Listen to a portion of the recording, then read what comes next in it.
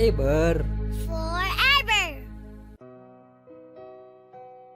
Dear Papa Dudut, magandang araw po. Ako po si Romel, 19 years old at nagtatrabaho bilang crew sa isang fast food chain. Isang working student. At kasalukuyang nakatira sa Malabon City. Kakalipat ko lang din po sa Maynila, mga 2 taon pa lamang ang nakakaraan. Nag-iisang anak lamang po ako at lumaki po ako sa Nueva Ecija. Kasama ang nanay kong si Letty. Si nanay naman po ay tubong Cebu, pero tumakas po siya sa kanila noong siya ay 16 years old pa lamang. Nagpa-Maynila at hindi na bumalik pa sa kanila. Kaya naman po nang ako ay lumaki ay hindi ko na rin nakilala ang iba pa naming mga kamag-anak. Ang tanging naging pamilya ko lamang po ay ang nanay ko.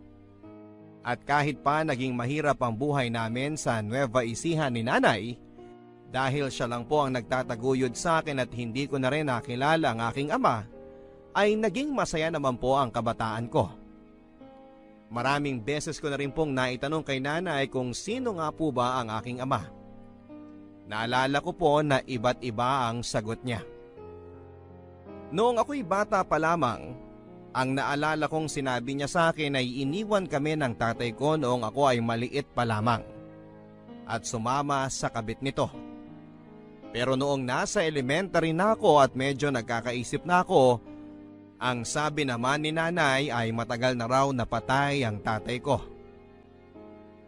Nang tanungin ko naman po siya noon kung alin ba sa dalawa ang totoo, ang palagi niyang sinasabi ay mali raw ang alaala ko. Patay na raw ang tatay ko at ni minsan ay hindi niya sinabi sa akin na ipinagpalit kami ng tatay ko sa iba. Pero kahit na ano pa man ang katotohanan, ang maliwanag sa akin ay may inililihim si nanay. At ramdam ko rin na masakit sa kanyang alalahanin kung ano man ang katotohanan na nangyari sa kanila ng tatay ko. Sa buong pagkabata ko ay hindi ako nakakita ng picture ni tatay o nalaman man lang ang kanyang pangalan. Pero dahil mabait at mabuting tao naman si nanay, at naging maayos naman ang pagpapalaki niya sa akin ay hindi ko na rin naman naramdaman ang pagnanasa pa na alamin kung sino ang aking ama. Para sa akin, sapat na si nanay. Sa Nueva Ecija ay ang pagtitinda ni nanay sa kanyang maliit na naipundar na karinderya ang bumuhay sa amin. At dahil din sa karinderya na yon, ay naigapang naman po ako ni nanay sa aking elementarya at sa junior high school. Maayos na nga po sana ang plano kong matapos graduate sa high school, ang mag-aral ng agriculture sa malapit na kolehiyo sa amin, at pagka-graduate ko ay papalaguin ko ay yung maliit na lupa namin at magtatayo din ng isang maliit na agribusiness. Pero ang lahat ng magagandang plano kong yon para sa akin at para kay nanay ay napunta lamang sa wala nang ma-diagnose si nanay ng kidney failure. Bukod kasi sa takot ni nanay sa doktor, ay takot din siya sa mga posibleng makitang sakit sa kanya. At kakailanganin niyang gumastos ng malaki para sa pagpapagamot. Ang sabi rin niya palagi ay mas gugustuhin daw niya na isang araw ay gulatin na lang siya ng tadhana. At mamatay na lang siya bigla para hindi na siya maghirap at para hindi ko na alalahanin pa ang pag-aalaga at pagpapagamot sa kanya sa ospital. At gano'n na nga po ang nangyari, Papa Dudut. Sa katunayan, kung hindi ko pa siya mismo naabutan na nagdidelirio dahil sa sakit ng kanyang tiyan, at kung hindi ko siya tinakbo sa ospital ay hindi siya makakatapak sa ospital. At sa kasamaang palad na nga po, ay malala na ang kanyang sakit nang nakita ito ng mga doktor. Nang malaman ko po ang sitwasyon ni nanay ay nagmakaawa ako sa doktor na kung ano ang pwede pa naming magawa para maisalba ang buhay niya. Willing na nga po sana ako na i-donate ang isa ko pang kidney kay nanay, pero minor de edad pa ako at hindi pumayag si nanay. Ang sabi niya ay sayang lang daw ang kidney ko kung ibibigay ko lang sa kanya na ilang dekada na lang ang nalalabi sa mundo. Bukod pa dito ay mahihirapan na raw ako na mabuhay ng normal oras na tanggalan ako ng kidney. Mahirap po sa akin, Papa Dudut, pero wala na rin po akong nagawa kundi ang damayan si nanay. At gawing komportable ang pakiramdam niya sa mga huling araw niya dito sa mundo. Nay, pumayag na po kasi kayo na ibigay ko ang isa kong kidney sa inyo. Kaya ko pa naman po eh. Romel, huwag kang makulit. Sinabi na ngang hindi na eh. Eh di, maghihintay na lang po tayo ng donor. Romel, anak, wag na. Bukod sa mahalang magagastos, hindi ko na yun mahihintay. Nay, huwag naman po kayong magsalita ng ganyan. Lakasan niyo po yung loob ninyo. Romel, anak, pabayaan mo na akong magpahinga. Nay, nakakainis naman po kayo eh. Hindi ko naman po kayo kayang pabayaan na lang ng ganyan. Hindi ko kayo kayang makitang nahihirapan kayo tapos ako walang magawa. Makinig ka, anak, ha? Maski ang mga doktor, wala nang kumpiyansa na kakayanin ko o may maitutulong pa sa akin ang kidney transplant. Nay, parang awa niyo. Parang awa niyo na. Lakasan niyo po yung loob ninyo. Hindi ko po kayang mawala kayo, Nay. Romel, 16 anyos ako nung tumakas ako sa Cebu para pumunta ng Maynila at mabigyan ng sarili ko ng mas magandang buhay. 17 anyos ka na ngayon. Mas matanda ka na sa akin nung nagsarili ako. Kung kinaya ko, mas kakayanin mo. Lalo pat dahil sa tingin ko, mas naihanda naman kita na lumaban sa buhay. Hindi kagaya ng mga magulang ko na walang pakialam sa akin. Nay, natatakot po ako. Huwag kang matakot, anak. Palagi lang naman ako naririto. Natatakot po akong mag-isa, Nay. Romel, anak, bago ako pumanaw, sa tingin ko dapat ko nang ipagtapat sa iyo ang katotohanan. Ang katotohanan po na ano, Nay? Ang tungkol sa ama mo. Romel, yung sinasabi ko sa iyo nung batang-bata ka pa tungkol sa tatay mo, iyon ang totoo. Ano ho? Buhay pa ang tatay mo. Ramon ang pangalan niya. At totoo na iniwan niya tayo at ipinagpalit sa iba. Kung gusto mo siyang puntahan, nasa Maynila siya. Matatagpuan mo yung address niya sa Maynila kasama ng ibang mga papeles na nakatago sa disusi kong kabinet. Naroon din ang birth certificate mo. Nay, ayoko siyang puntahan. Ikaw ang kailangan ko, Nay. Nay, lukusan mo ang loob mo, Nay. Romel, anak, hindi na ako magtatagal sa mundo. At sigurado akong mauubos ang lahat ng naipundar ko sa pagbabayad lang dito sa ospital. Siguro nga'y mas makakabuti kung puntahan mo ang tatay mo. Singilin mo siya sa utang niya sa'yo. Sa atin. Hayaan mo na suportahan niya ang iyong pagtatapos at pag-aaral sa kolehiyo. Pero ito ang tandaan mo, ha? Huwag kang pupunta sa kanya ng mahina ang loob. Kilala ko ang ugali niya, pati na ang babae at pamilyang pinili niya.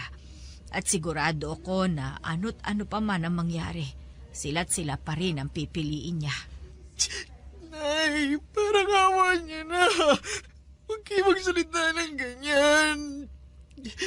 Huwag niyo akong habilinan. Huwag niyo akong iwan.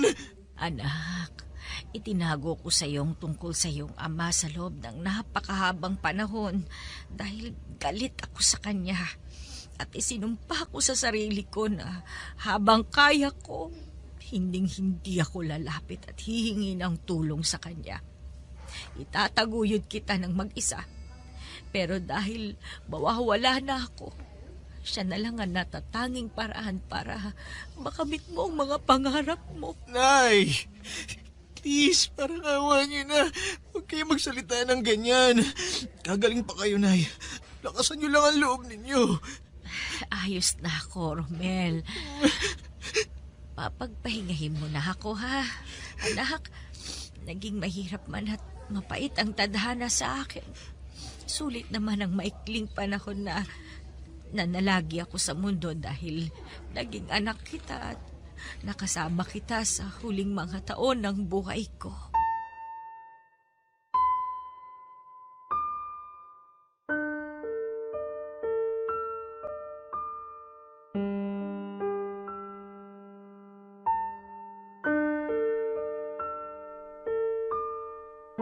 Dahil sa pagpapagamot ni nanay ay napilitan din po akong ibenta ang maliit na lupa namin upang makabayad sa utang sa ospital. At dahil si nanay lang naman po ang nagluluto at nagpapatakbo ng karinderya, ay nabaliwala din ito. Kaya minabuti ko rin po na ibenta ito sa kumare ni nanay. At dahil naibenta ko na rin po ang bahay at ang mga gamit namin at wala na akong materhan sa Nueva Ecija, ang pera na napagbentahan ko ng maliit na karinderya namin ay minabuti ko pong gamitin na lamang para sa aking paglipat sa Maynila. Nang tumulak po ako sa Maynila, Papa Dudut, ay wala akong kabalak-balak na puntahan ng ama ko. Nangupahan po ako sa isang dormitoryo at namasukan sa isang restaurant. Ang balak ko po ay ipagpatuloy ko ang senior high school sa Maynila habang nagtatrabaho sa gabi. Pero sa kasamaang palad ay tinangay ang lahat ng baong kong pera ng isang bed spacer sa dorm na inuupahan ko. Halos mabaliw na ako noon, Papa Dudut. Pero nilaksan ko ang loob ko. Ang palagi ko lang iniisip ay kung kinaya ni nanay na magpamaynila siya ng mag-isa, na walang kakilala at 1,000 lamang ang dalang pera niya, ay kakayanin ko rin ang Maynila. Pero nang tumagal-tagal ay hindi ko na rin po kinaya ang hirap at gastusin. At dito na nga po ako nag-decide na puntahan at magpakilala na sa aking ama. Pero bago ko po yun ginawa ay pinuntahan ko muna ang address ni nanay at nagmasid-masid ako. At dito ko na nga po natuklasan na may kaya pala ang ama ko. Pero sa kasalukuyan ay meron na siyang asawa at 2 teenager na anak. Dito ko rin po nalaman na si nanay ang una niyang nabuntis sapagkat parang ako ang mas nakakatanda doon sa 2 niyang anak na babae. Masakit man po sa akin na makita ang tatay ko na masaya at meron ng pamilya, ay hindi ko rin po maalis sa sarili ko ang magalit sa kanya. Dahil kami ang una pala niyang naging pamilya. At kami kung tutuusin ang mas unang may karapatan sa kanya. Habang ang pamilya niya ay nabubuhay ng marangya, kami ni nanay ay naghihirap sa Nueva Ecija.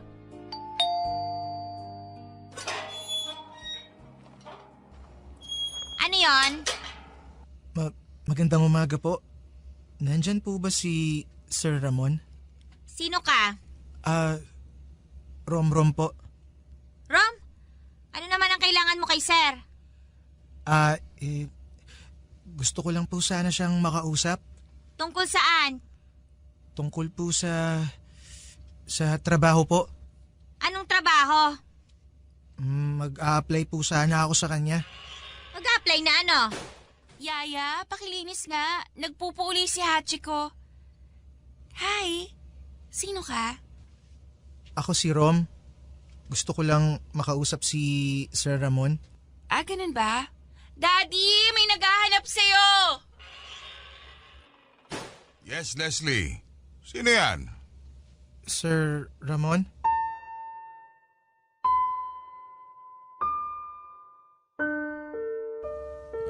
Leslie. Sige na. Doon ka na muna sa kwarto mo. May pag-uusapan lang kami. Romel ka mo ang pangalan mo? Opo, sir. Patay na po si nanay. Sino ba ang nanay mo? Si Leti po. Leticia. Doon tayo sa labas.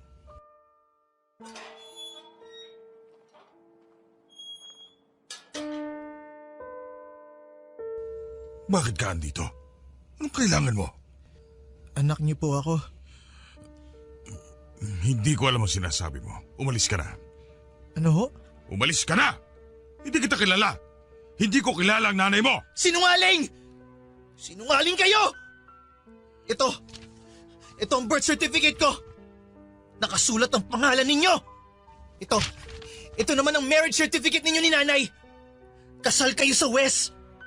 At hindi ko alam kung paano kayo nakabuo ng bagong pamilya, ganong kasal naman kayo sa iba. Shh! Hinaan mo ang boses mo. Sige. Mag-uusap tayo. Pero wag dito.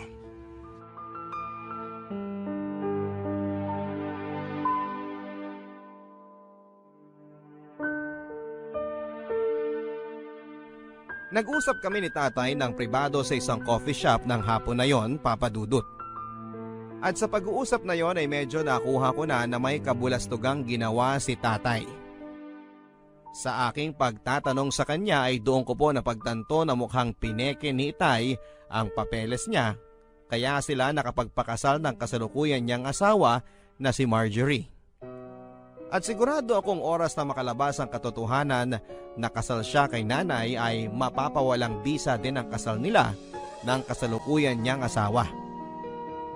Sa halip na magkaroon ako ng lukso ng dugo at amor sa aking ama, ay kabaliktaran pa ang naramdaman ko sa una naming pagkikita, Papa Dudut. Napuno lamang po ako ng awa para sa akin at para sa aking ina. Doon ko po naunawaan ang sinabi ni nanay noong bago siya mamatay na alam niyang ano't ano pa man ang mangyari ay pipiliin ng tatay ko ang iba niyang pamilya. At ang masaklap noon ay hindi dahil sa mas mahal niya ang kasalukuyan niyang pamilya, kundi dahil makasarili siya at duwag siya. Duwag siya na harapin ang kanyang mga problema, kagaya ng pagkaduwag niya na panindigan kami ni nanay. At nalungkot din po ako para sa sarili ko, Papa Dudut. Kahit na alam kong marami akong nakuha at minana kay nanay sa itsura, sa ugali at mga prinsipyo sa buhay, ay alam kong anak pa rin ako ng aking ama. Nananalaytay pa rin sa akin ang dugo niya. At pakiramdam ko, ang naman ako sa kanya ay ang pagiging mahina ang loob at duwag. At kung hindi nga lang po siguro ako napalaki ng maayos, ng mabuti ni nanay, ay maaari sigurong mas naging matatakotin pa ako at mahina ang loob. Sa pag-uusap din po namin yon ni tatay, doon ko nalaman ang tunay na nangyari sa kanila ni nanay. Nang nagpamaynila pala si nanay ay namasukan po siya bilang isang kasambahay at isa na nga po sa mga napasukan niya at naging amo ay ang mga magulang ni tatay. 21 years old lamang si nanay nang namasukan siyang kasambahay sa bahay ni tatay. At 24 naman si tatay noong una silang nagkakilala. Nag-iisang anak lang din po si tatay, Papa Dudut, kaya naman ang taas ng expectation sa kanya ng mga magulang niya. Pero dahil hindi naman siya ganon katalino at kadalasang bagsak-bagsakan sa eskwela, at sa edad na 24 ay hindi pa rin siya nakagraduate sa college. At dahil lalaki po siya at walang masabihan ng mga problema sa mga kaibigan niya, ang naging di sinasadyang tagapakinig niya ay si nanay.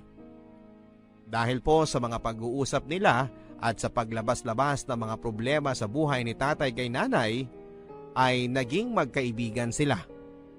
Pero dahil nga po katulong lamang si nanay sa kanila, ay itinago nila ang kanilang relasyon. At nang nabuntis na nga po ni tatay si nanay, ay nagpasya po sila na magtanan bago pa man maging kapansin-pansin ang pagbubuntis ni nanay sa mga magulang ni tatay. At nang nagtanan sila, ay agad din silang nagpakasal sa West. Pero wala pang ilang buwan matapos akong iluwal ni nanay ay nagtalo na po sila ni tatay sa hirap ng buhay. Parehong doktor ang mga magulang ni tatay kaya alam kong ni minsan ay hindi siya nakaranas ng magutom at mahirapan. Kaya rin siguro wala pang kalahating taon nang magtanan sila ni nanay ay bumalik si tatay sa mga magulang niya.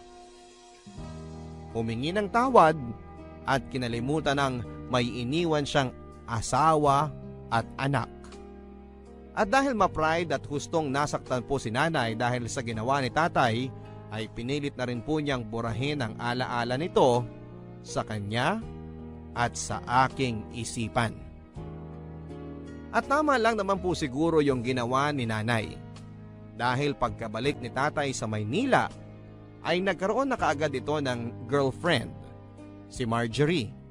Nabuntis pa niya kaagad at eto na nga si Leslie, ang aking half-sister.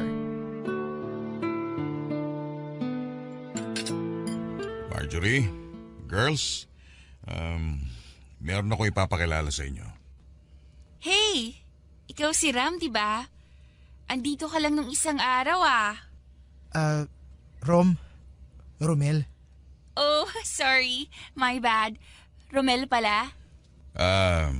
Si Romel pala, scholar ko siya. Romel, si Marjorie asawa ko.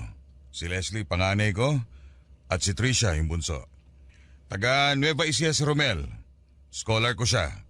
Dito niya na tatapusin ang high school at college niya sa Maynila. Oh, I did not know that you had a scholar. Hindi ko lang sinasabi sa inyo pero may mga scholar ako. Marami akong charity work. Hindi ko lang sinasabi sa inyo. Kasi di ba parang pangit din naman na ipinapangalandakan ko yung mga tinutulungan ko, hindi ba? Wow, talaga Han? That's nice. Actually, tama naman yan kasi ang dami na rin nating blessings. It's nice to give back. So, bali pinapakilala ko siya sa inyo kasi dito ko na muna siya sa atin patitirahin. Since habang lumalaki itong sina Leslie, nagkakaagawan na tayo ng driver. Naisip ko na kapag may mga lakad sina Leslie at si Manong ang nagmamaneho, si Rom na munang re-relievo. I see. Romel, okay naman ba sa mga magulang mo na nagtatrabaho ka tapos nandito ka sa Maynila? Mga magulang ho? Wala na po akong mga magulang. Oh my, anong ibig mong sabihin? Kamamatay lang po ni nanay. Mga ilang buwan pa lang po ang nakakalipas. I'm sorry to hear that. And your father? Wala po siya. Hindi ko na po siya nakilala. Oh, ay. Ang dami talaga mga irresponsableng lalaki sa mundo. Now I understand, Han, kung bakit gusto mo nga siyang kupkupin. Kawawa naman ang bata, ulila na pala. Thank you. So Romel, sige. Dali mo na muna yung mga gamit mo sa driver's quarters. Pasensya ka na ha, kung magsishare kayo ni Manong doon. Pero minsan naman hindi siya nag-i-stay in so may privacy ka pa rin kahit papano. Maraming salamat po, sir. Maraming salamat po, Ma'am Marjorie. Nice to meet you, Romel. Nice to meet you din, Leslie. Romel, meron pala akong lakad mamaya with my friends. Pwede mo ba akong ipag-drive? Pwede ka namang ipag-drive ni Manong. Hindi naman matutuloy ang lakad namin mamaya. Si Romel na lang. I mean, Manong so old kasi eh. Minsan ginagabi kami sa labas ng friends ko, tapos inaantok na si Manong habang nagde-drive. It's so scary. Okay lang ba sa'yo, Romel? Okay lang po, sir. Sa totoo lang, Papa Dudut, ay naging palaisipan din po sa akin kung bakit pinili ni tatay na patirahin ako sa bahay niya kesa sa ikuha ko ng dormitoryo at ilihim ako sa kanyang pamilya. Naisip ko na baka po nanghihinayang siya sa dagdag na gasto sa pangungupahan sa titirhan ko. Naisip ko rin po na baka naman paraan niya yon para palagi niyang nakikita ang mga kilos ko. Ang bawat hakbang ko para mas kontrolado niya ako sa mga sitwasyon. Pero hindi ko rin maikakaila na sumagi sa isipan ko na baka naman pinatira niya ako sa bahay niya dahil nangungulila siya sa akin bilang isang ama. Na baka dahil sa pag-uusap namin ay nanumbalik sa kanya ang mga alaala at pagmamahal niya kay nanay. Nabukal sa loob niya ang tulungan ako at makabawi sa mga pagkukulang niya sa amin ni nanay. At sa tingin ko po, Papa Dudut, ay mas pinaniwalaan ko ang huling dahilang yon na sumagi sa isipan ko. Dahil naging madali po sa akin ang pumayag sa gusto ng tatay ko. Na kahit pinagpapanggap niya akong scholar lamang niya at balak niya pa akong gawing driver ng mga anak niya, mga half-sisters ko. At deep inside ay mahal niya ako. Pinaniwala ko ang sarili ko na yon lamang kasi ang tanging alam na paraan ni tatay para maipakita niya sa akin na mahalaga pa rin ako sa kanya. Sa kabila ng kanyang masalimuot na sitwasyon at sirkumstansya. Noong simulang mga linggo ay maayos naman ang naging karanasan ko sa bahay ni tatay. Naging maayos at magalang ang pakikitungo sa akin ng asawa niyang si Marjorie at ng mga half-sisters ko sa akin. Pero habang tumatagal ay mas nagiging komportable na sila sa akin. Ay unti-unti na rin nilang pinapakita ang tunay nilang mga anyo. Si Ma'am Marjorie ay napaka matapobre. Ang mga kapatid ko ay napakamaldita at maarte. At maski ang yaya nila at driver ay sinusungitan ako. Habang tumatagal ay mas pababa ng pababa ang pakikitungo nilang lahat sa akin. Habang tumatagal ay mas nararamdaman ko na nga na driver lamang ako at tagalabas ako. At maski sa sarili kong ama ay unti-unti ko na rin nararamdaman yon na mas nagiging driver niya ako kesa sa sarili niyang anak.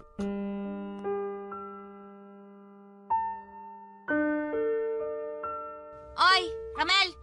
Ikaw na nga maglabas ng basura. May ginagawa ako dito. Sige po. Romel! Shh! Birthday na kumpare ko mamayang gabi.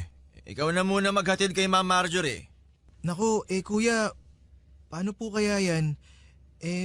May exam po ako bukas eh. Pabayaan mo na yung exam na yan. Tandaan mo, ang prioridad mo ay yung kapakanan ng mga anak ni na Ma'am at Sir. At kung di naman sa mga magulang nila, hindi ka rin naman makakapag-aral.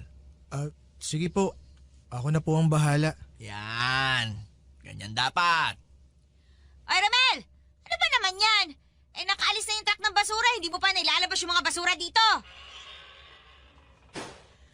Romel, sumama ka pala sa akin mamaya dahil may event kami sa sports club. Ipagdadrive ko po kayo, ma'am?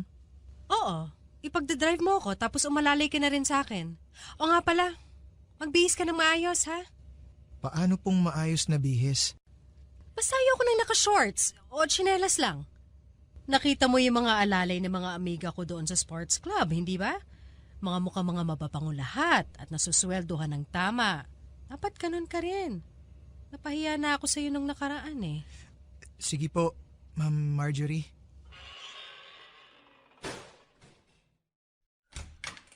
Yaya! Ayaw na naman mag-flush ng toilet! Umapaw na naman! Hoy, Romel! Ikaw na nga umasikaso ng bradong kubeta! Sinubukan ko na po yung ayusin. Tubero na po ang dapat na tumingin doon. Wala nga tubero eh! So anong gagawin natin? Sino maglilinis doon? Ako pa rin ba ang sasalok ng mga dumi doon? Kita mo nga naghahanda ako ng pagkain at tanghalian natin. Ikaw na maghanap ng paraan para malinis yon dahil ikaw naman ang walang ginagawa.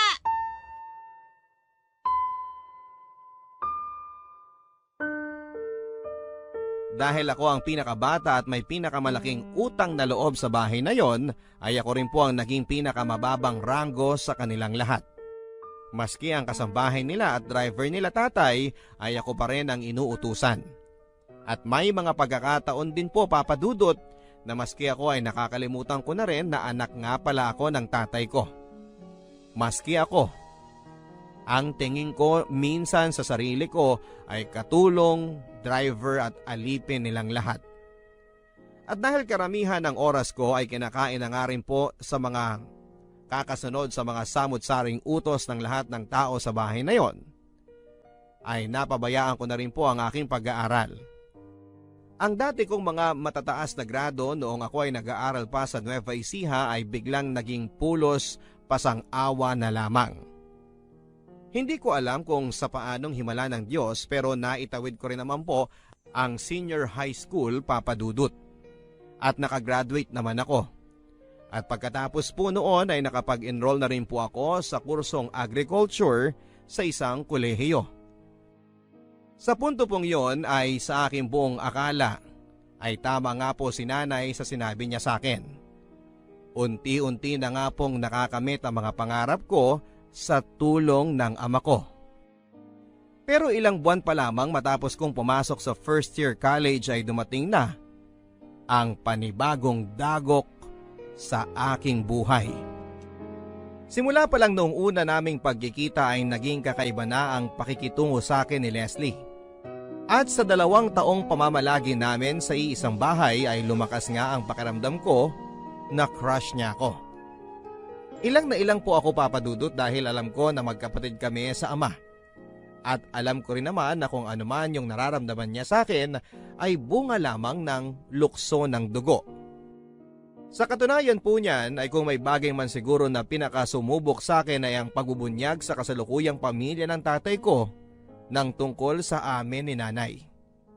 At yung pagka-crush sa akin ni Leslie na habang tumatagal ay parang palala po ng palala.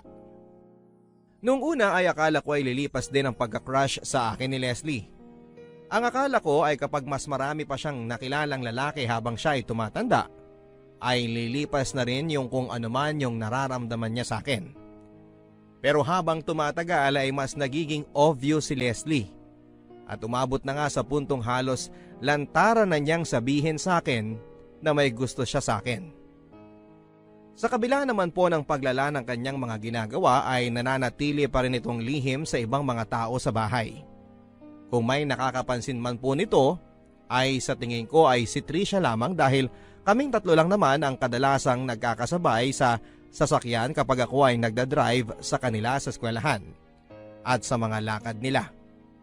At sina Ma'am Marjorie, Tatay, Manong at Manang ay alam kong hindi rin naman po ito napapansin.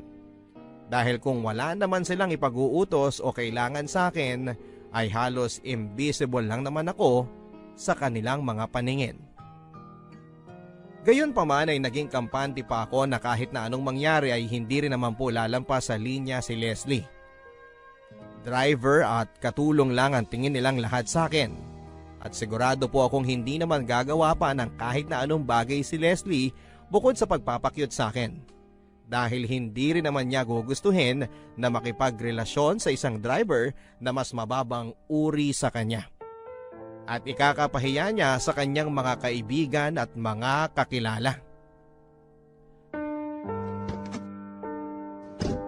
Rom, dito na ako sa harap uupo ha.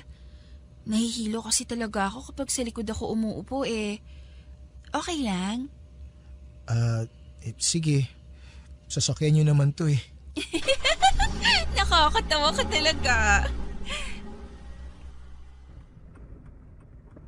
Nagpagupit ka pala, no?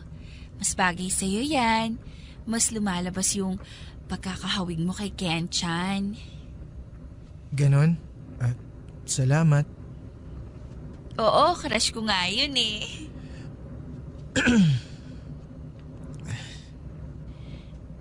So, kumusta naman yung first week mo sa college, Rom? Okay naman.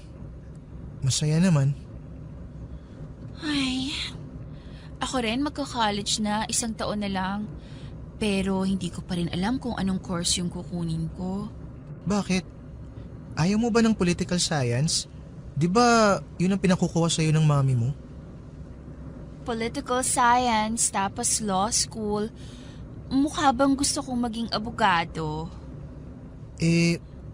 Ano bang gusto mo na gawin na pangmatagalan, yung kahit na hindi ka bayaran, gagawin mo pa rin dahil gusto mo yung ginagawa mo?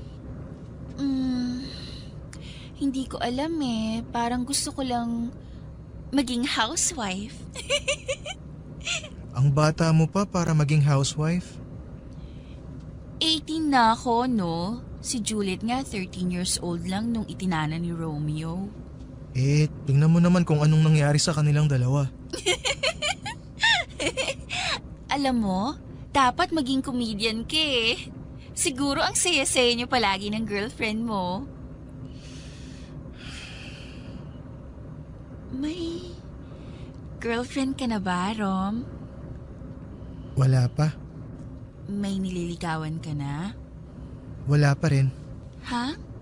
Bakit naman? Crush, siguro naman meron. Oo. Siyempre. Sinong crush mo? Si Julian San Jose. Hindi artista, yung normal na tao. May kaklase ako na cute. Ayun. Anong itsura niya? Ayun nga. Hawig niya si Julian San Jose. Paikot-ikot lang eh. Alam mo, ang sabi nila, hawig ko rin daw si Julian. Huh? Ang layo ah. Puisit ka?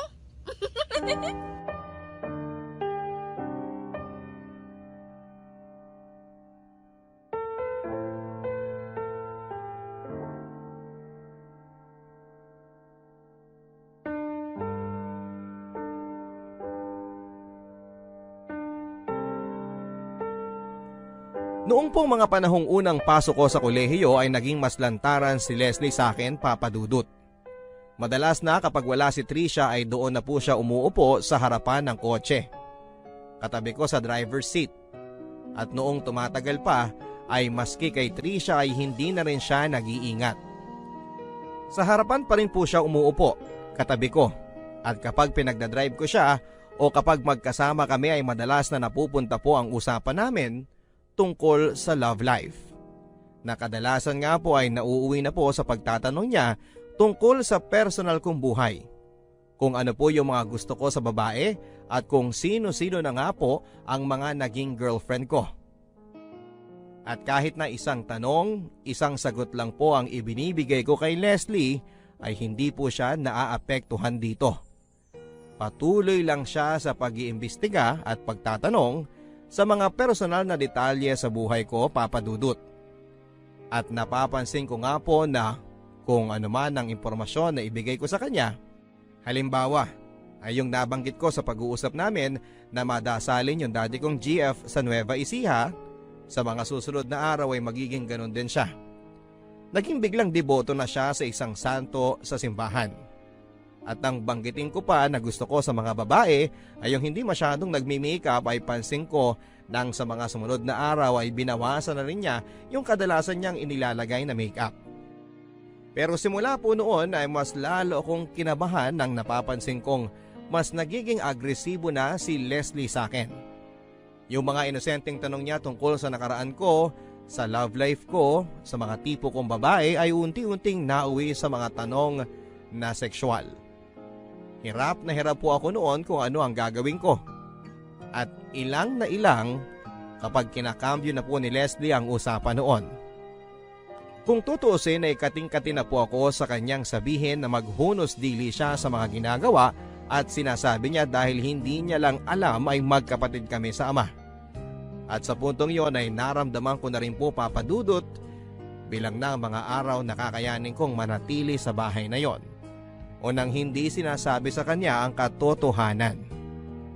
Isang araw ay hindi na po ko nakatiis at binala ko na sanang kausapin si tatay tungkol dito kahit na alam kong hindi magiging madali o komportable ang aming magiging pag-uusap. Pero sa kamalas-malasa naman ay naunahan ako ni Leslie. Oh, Leslie. Anong kailangan mo? Bakit may dala kang alak at baso? Nothing. Gusto ko lang makipag-inuman sana. Bakit hindi na lang tayo dun sa labas? Sige, tara. Dun tayo sa garden. Ayoko. At saka ano ka ba? Di nakita ni na mami na umiinom ako ng beer, tapos ikaw pa yung kainuman ko. Ay, bakit mo ba gustong uminom? May problema ka ba? Oo Pero ito, inumin mo muna to. Hindi ako umiinom. Sinungaling ka, alam kong umiinom ka, Romel. Sige na. Gabi na, Leslie. Maaga pa ako bukas. Sige na, please. Isang beer lang, promise. Ay, sige na nga. Umupo ka naman. Mukha kang tanga dyan nakatayo sa sulok habang nakikipag-inuman sa akin. Ano ba kasing problema mo? Ganito kasi yun. May lalaki kasi. Gustong gusto ko.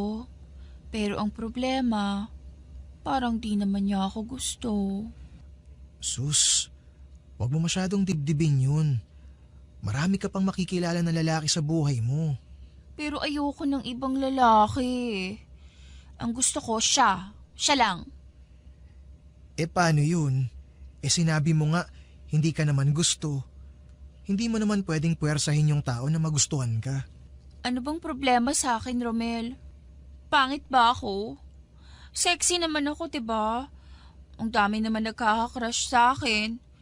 Pero ewan ko pa sa lalaking to. May mga sandali pa na pakiramdam ko, pinandidirihan niya ako. Baka hindi ka lang talaga niya gusto, Leslie. Hayaan mo na. Bata ka pa naman. Marami ka pang makikilala. Pero ayoko nga sa iba, Romel. Hindi ba malinaw yun? Bata ka pa. Kung ano man ang nararamdaman mo para sa lalaki na yun, sigurado akong magbabago pa yun. Bakit ka ba ganito sa akin, Romel? Huh? Anong ibig mong sabihin? Romel, minsan hindi ko alam kung tanga ka o nagtatanga-tangahan eh. Hindi ko maintindihan ang sinasabi mo. Hindi ba malinaw, Romel? Ikaw. Ikaw ang gusto ko. Ikaw lang. Leslie, lasing ka na. Bumalik ka na sa kwarto mo. Hindi. Hindi ako aalis dito hanggat hindi mo sa akin sinasabi kung bakit hindi mo ako gusto. Ano ka ba, Leslie? Anong gusto mong marinig sa akin? Pasensya ka na pero wala akong gusto sa'yo. Sige na, umalis ka na. Bumalik ka na sa kwarto mo. Hindi ako aalis dito hanggat hindi mo ako nagugustuhan. Ano ka ba naman, Leslie? Nasisiraan ka na ba ng bait? Leslie, wag! Umalis ka na! Umalis ka na, Leslie! Huwag mo akong ipagtulakan. Tandaan mo, Romel, pagsisisihan mo tong ginawa mo.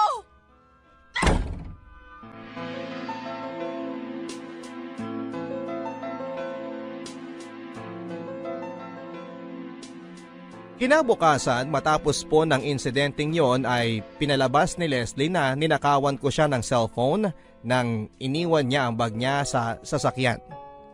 Kinumpronta po ako ni Ma'am Marjorie at syempre tinanggi ko ang ibinibintang sa akin ni Leslie. Pero dahil na rin po sa pagtanggi kong yon ay mas nagalit sa akin si Ma'am Marjorie dahil pinapalabas ko raw na sinungaling ang anak niya. Bakit naman daw sasabihin ng anak niya yon? Ano raw ang mapapala ni Leslie sa pag-frame up sa akin na nagnakaw ako? Ano naman daw ang mapapala ni Leslie sa akin? Gayong driver lamang ako at mahirap lamang ako. Maski sina Manong at Manang ay nagbitiw na rin ng masasakit na salita sa akin. Wala daw akong utang na loob. Matapos raw akong kupkupin na mag-asawa at pag-aralin ay ganun pa raw ang igaganti ko sa kanila. Tanging si tatay lang po ang hindi agad naniwala sa ibinibintang ni Leslie. At matapos po akong kastiguhin ni Ma'am Marjorie ay kinausap ako ni tatay ng personal. Nahihirapan daw siyang paniwalaan na ninakaw ko ang cellphone ni Leslie. Ano daw ba ang tunay na nangyari?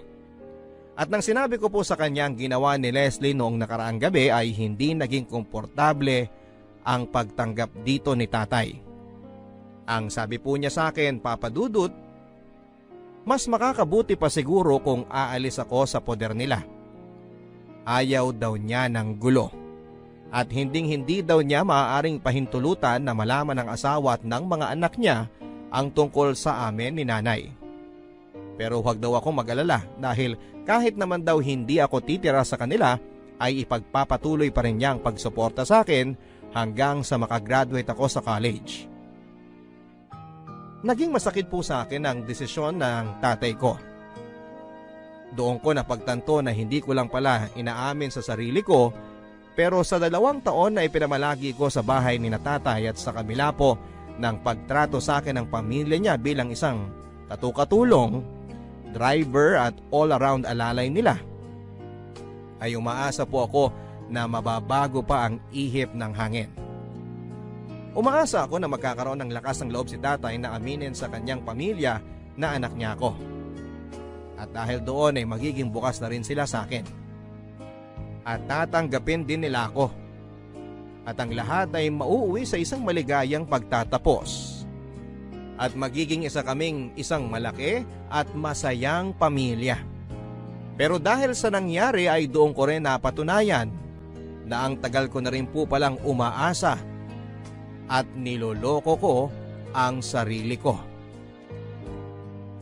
Dahil husto ang galit sa akin ni Ma'am Marjorie dahil sa ibinintang na pagnanakaw sa akin ni Leslie, ay ibinalak po nito na ipadampot ako sa pulis. At nang marinig naman po ito ni Leslie ay naramdaman ko ang takot sa kanyang mga mata. Malinaw na hindi rin po niya inaasahan na hahantong sa ganoon ang pag-frame up niya sa akin. Pero kahit na ganoon na nga ang nangyari ay nanahimik lamang siya. Pinabayaan niya lamang ang mga nangyayari. Kinausap ni tatay si Ma'am Marjorie at kinumbinsin niya na hindi ito magsampa ng kaso laban sa akin. Minura-mura pa niya ako kunwari sa harapan nilang lahat. At sinabi sa kanila na palalayasin na lamang daw niya ako. At mukha namang kinagat ni Ma'am Marjorie ang mga sinabi niyang yon. Dahil matapos ang palabas na ito ni tatay, ay kumalma na ang asawa niya at sinabihan ako na magpasalamat daw ako at mga mabubuti silang tao. Kaya bibigyan nila ako ng pagkakataon na baguhin ang buhay ko.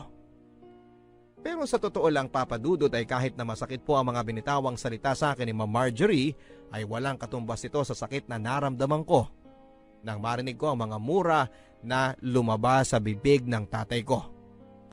Lalo na't alam ko na gawa-gawa lamang niya yon para itago sa kasalukuyan niyang pamilya ang katotohanan.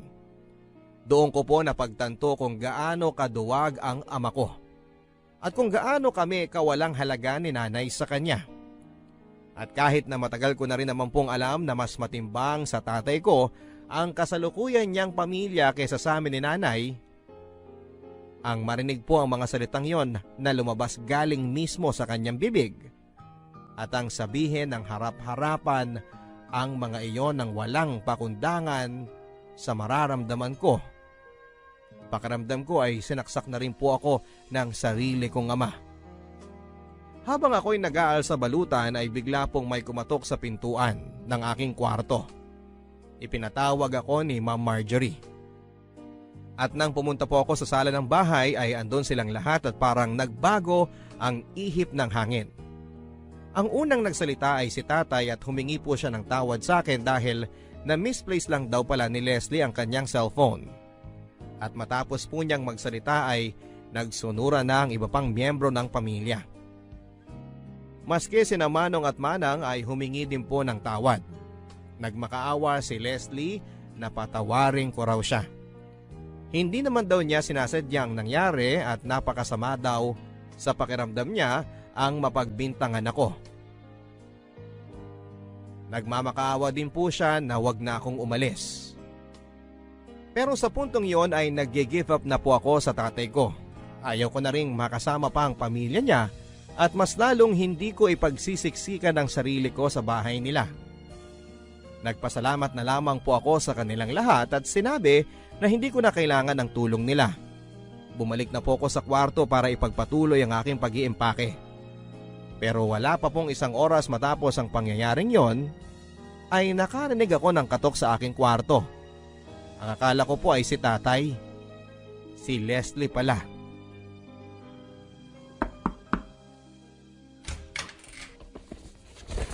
Leslie, anong ginagawa mo rito? Romel, please. Parang awa mo na. Patawarin mo na ako sa nagawa ko. Sinabi ko naman na sa inyong lahat kanina. Napatawad ko na kayo. Kasama ka na dun. Eh bakit kailangan mo pang umalis? Leslie, matapos yung nangyari, hindi na ako pwedeng manatili dito. Bakit? Ganon na lang ba yung pandidiri mo sa akin? Ganon mo ba ako kaayaw na kailangan mong umalis pa? Leslie, basta. May dahilan ako. Romel, makinig ka. Alam ko naman eh. Gusto mo rin ako. Ano? At paano mo naman naisip yan? Kasi mabait ka sa akin. At saka minsan nahuhuli kita, nakatingin ka sa akin.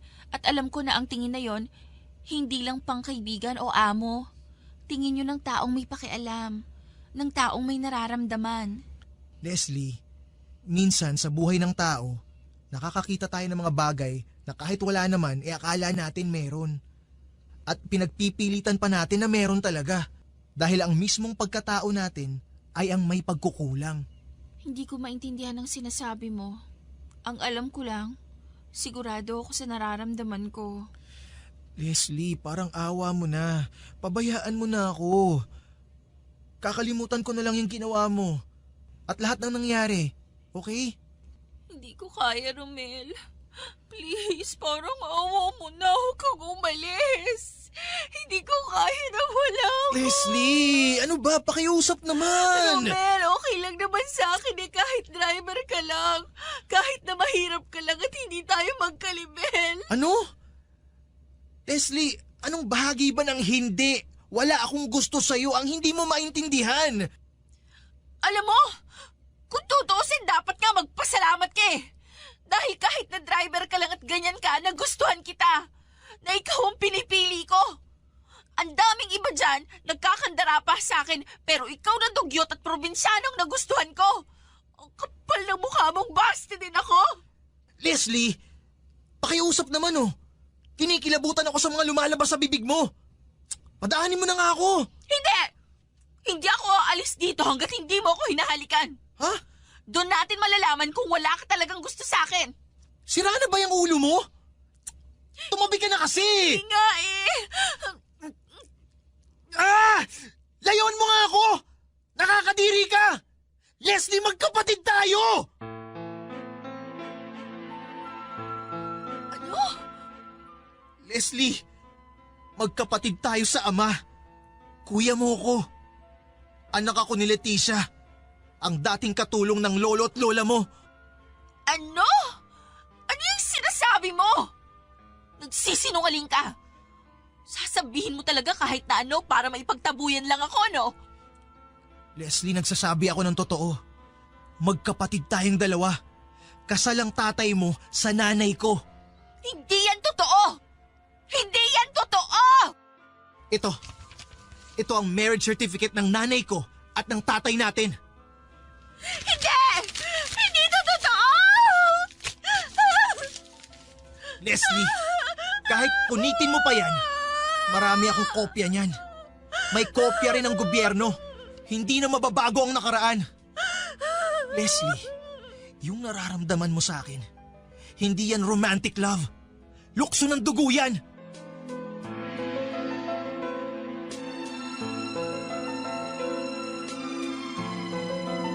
At kahit na awang-awa ako kay Leslie ay pinabayaan ko siya na umiyak lang doon nang umiyak sa aking kwarto at iniwan ko siya sa ganong estado. Umalis po ako nang hindi na nagpaalam pa sa iba.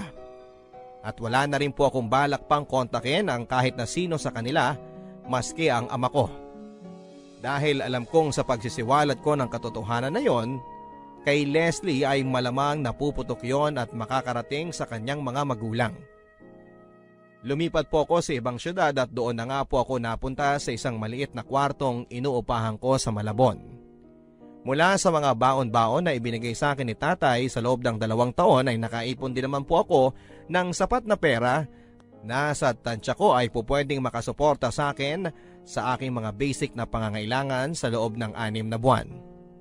At dahil alam kong sa susunod na semester ay malamang ay hindi ako susuportahan ng tatay ko, ay nag-apply na rin po kaagad ako ng trabaho sa isang fast food chain para makapagsimula ng mag-ipon.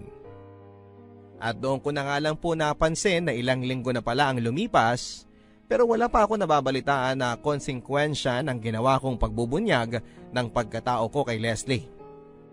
At nang ang mga linggo ay lumipas sa mga buwan ay naisip ko na maaaring dalawa ang kinahinatnan ng pangyayaring yon. Na maaaring inilihim ni Leslie ang sinabi ko sa kanya o kung hindi man ay maaari din naman na kinumpronta niya ang aming ama at nagkagulo na ang buong pamilya. At minabuti na lamang ng tatay ko na hindi ako balikan sa pangyayari. Pero isang araw ay nagulat na lamang ako nang may biglang kumatok sa pintuan ng inuupahan kong kwarto. At doon ko po nalaman kung ano ang nangyari matapos akong umalis ng bahay ni na tatay. Hayop ka! Natuntunding kitang animal ka! Iwan niyo ako! Sinira mo buhay namin! Sinira mo buhay ko! Hayop ka! Sir! Anong kaguluhan to? Tulungan niyo ako! Halika kayo rito! Itiwan niyo ako! Tama na! Tama na! Alam mo ba kung nasa si Leslie ngayon? Nasa psychiatric ward siya! Sinubukan niya magpakamatay! At hindi pa namin malalaman ang tunay na dahilan kung bakit siya nagtaka magpakamatay kung hindi kami kinausap ng psychiatrist niya! Bakit ba kasi hindi ka na lang nanahimik, Romel? Anong pumasok sa kapiranggot mong utak at sinabi mo sa kanya yun? Dahil gusto kong halain ang anak mo! Ng mismong kapatid ko! Pero may maayos na paraan ng pagsasabi ah! Bakit kailangan ganon? Ewan ko! Siguro dahil sa mga oras na yun, inuna ko naman yung sarili ko! Dahil doon ko na-realize na kahit ano pa ang mangyari, ang mismong ama ko, hindi ako unahing isipin! Hindi niya ako pipiliin! Ang sarili ko na lang ang pwedeng maging kakampi ko! Bakit? Ano pa ba gusto mo? Pinatuloy kita sa sarili kong bahay! Pinag-aral, binihisan! Kahit na maayos sa tahimik na ang buhay ko, pinapasok pa rin kita doon! At tinanggap pa rin kita kahit na pwede na makitang talikuran! Ang kapal din talaga ng pagmumukha mo, no? Sir Ramon, ipapaalala ko lang sa inyo na kami ng nanay ko ang una mong pamilya! Siya ang una mong minahal, pinakasalan, at pinasa! At ako ang una mong anak! Ako ang panganay mo! Tapos magsasalita mo ako ng ganyan ang kapal ng mukha mo! At wag na wag niyo sa akin isumbat na para bang utang na loob ko na tinanggap niyo ako sa pamamahay ninyo! Na dapat ipagpasalamat ko pa na itinrato niyo ako at ng pamilya niyo na driver imbes na kadugo! 17 taon niyo kami pinabayaan ni nanay! At yung pagpunta ko sa inyo, naniningil lang ako sa obligasyon niyo sa akin! Asal dugyot ka talaga! Alam mo ba kung anong ginawa mo sa aming mag-asawa? Wala akong pakialam! Hayop ka talaga! Dahil sa'yo, naipaghiwalay sa akin si Marjorie! Winasak mo ang pamilya ko! Wala akong mayaharap sa mga tao! Silang lahat, mga kamag-anak ko, mga kaibigan ko, mga kasama ko sa negosyo, alam nilang nagkaanak ako sa isang katulong! Hayop ka, Romel! Winasak mo ako! Sinira mo ang buhay ko! Tama lang yan sa'yo! Karma ang tawag dyan, Tay! At least ngayon, quits na tayong dalawa! Dahil sa pagiging makasarili mo at mahina mo! Matagal mo na winasak ang buhay namin ng nanay ko! Hayop ka! Papatayin kita! Sir! Tama na ho! Iberting! Tumawag ka ng barangay!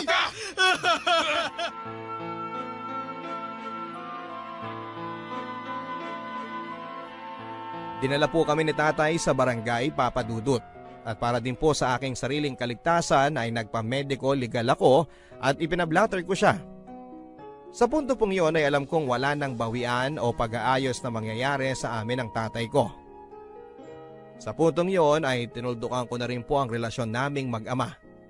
At kahit na bugbog sarado ako, kahit na hindi ako nanlaban at ganon ang inabot ko sa kamay ng aking sariling ama at ng pamilya niya, pakiramdam ko ay nanalo na rin ako. Naiganti ko si nanay at nakabawi na ako sa lahat ng atraso ng tadhana sa amin. Ang sabi po sa akin ay dapat ay nakulong din daw po ang tatay ko at malamang ay binayaran niya rin ang kanyang kalayaan. Pero ang sa akin papadudot, sige okay lang kung nakalaya siya. Okay lang kung ang lahat ay kaya niyang bilhin ng pera. At okay lang din kung isa mang araw ay balikan niya ako, gantihan o ipapatay dahil sa pagkabaliw niya. Okay lang sa akin dahil alam kong dahil sa mga nangyaring ito at kinahinatnan niya, ako na ang panalo. Wala na akong takot sa dibdib at hindi na ako duwag kagaya ng tatay ko. Nakawala na ako sa pagiging anak ng tatay ko. Pero aaminin ko sa inyo papadudot, habang tumatagal na humuhupa na ang galit sa aking puso, paminsan-minsan ay naiisip at naaawa din ako sa sinapit ni tatay pati ng kanyang pamilya. Lalong-lalo na si Leslie. Oo, naging malupit nga sila sa akin. Naging matapobre sila. Pero alam ko namang naging ganon lang sila dahil may mga naging pagkukulang din siguro ang mga magulang nila sa pagpapalaki sa kanila. Mga biktima lang din sila ng sirkumstansya. At ang pinakamatinding trahedya sa kanila ay kahit na siguro ano pang dagok ang abutin nila sa buhay ay hindi sila matututo ng mga dapat nilang malaman. At habang buhay na silang magiging ganon kababaw, kakitid ang utak, makasarili at mananatiling ignorante sa realidad ng mundo at sa mga sarili nilang kondisyon hanggang sila ay mamatay. Sa ngayon po, Papa Dudut, ay pinagbubuti ko na lang po ang aking pag-aaral at pagtatrabaho. Mahirap, pero matapos po ang lahat ng dinanas ko, alam kong kakayanin ko. Hindi man po ako nasuportahan at nakitang nakapagtapos ng kolehiyo ni nanay, at kahit na wala na akong suporta sa aking ama, ay hindi ko po yun pinoproblema. Dahil ako na mismo ang tutupad sa aking mga sariling pangarap. Total, mag-isa na lamang ako at wala nang ibang makakapitan kundi ang Diyos at ang sarili ko. At sana po, Papa Dudut, ay kahit papaano ay meron akong na-touch na mga nakikinig po sa inyo. At sana po ay nakapagbigay ako ng konting lakas at inspirasyon, lalo na doon sa mga ulila na. At doon sa mga nagsisimula pa lamang lumaban sa buhay ng mag-isa. Ang inyong kapuso at kakampi, Romel. Forever.